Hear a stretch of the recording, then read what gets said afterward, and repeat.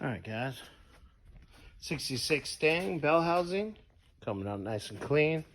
Should be able to later put a layer of paint on it, look pretty, nice and pretty. Got a couple of... What's that? You. Oh, I know I'm not pretty, it's okay. It's okay though. Got a couple other things sitting soaking right now. Bracket. Bracket there. Be scrubbing this in a few minutes here.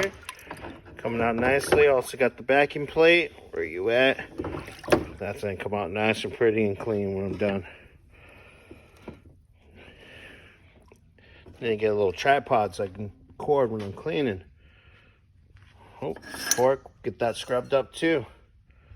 Alright guys, I'll show you the finished product when I'm done. Alright guys, got those parts nice and clean off the 66. I want to see. That guy's coming. Not too shabby. Wow, that's way better. Came out good. I think this one, we'll paint this cast iron color. Okay. Which is beautiful. That'll be aluminum. I might just order a new fork because there's wear on it. Yeah, that's pretty. And then we'll get this nice and black. Yeah, that's what I was thinking. But look at that, man. Good job. All right, that stuff's done. All right.